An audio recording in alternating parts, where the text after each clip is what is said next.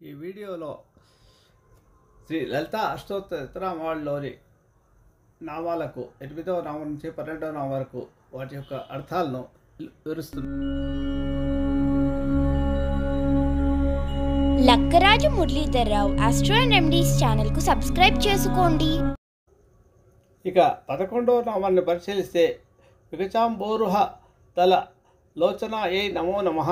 అమ్మవారి కన్నులను వర్ణించారు. వికసించినటువంటి పద్మము యొక్క రేఖలతో సమానమైన సోగ కన్నులు కలిగిన తల్లి అని అర్థం అన్నమాట. వికచ అంటే వికసించినటువంటి, అంబోరుహ అంటే పద్మము, లోచన అంటే నేత్రములు. ఇక 12వ నామం శరచ్చాంపేయ పుష్పవాసి నాసికాయై నమో నమః అంటే ముక్కును వర్ణించారన్నమాట. అమ్మవారి యొక్క నాసికను శరత్కాలంలో వికసించినటువంటి సంపెంగ పువ్వు వంటి నాసిక కలిగిన అమ్మ తల్లి నీకు నా నమస్కారము అని అర్థం అన్నమాట. శరత్కాలము తేటైన కాలము, సంపెంగ బంగారు కాంతితో ప్రకాశిస్తుంది. అమ్మవారికి శరత్కాలార్చన చాలా ప్రధానమైనటువంటిది. శరత్తు మరి యొక్క వసంతం వంటిదే. తీవ్రమైన ఉష్ణత్వం కానీ శీతలత్వం కానీ లేకుండా సమస్థితిలో ఉంటుంది. ప్రకృతి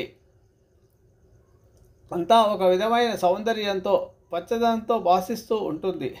తేటదనం ఉంటుంది. ఆ తేటదనానికి సంకేతంగా ఇక్కడ వర్ణించారు అమ్మవారిని.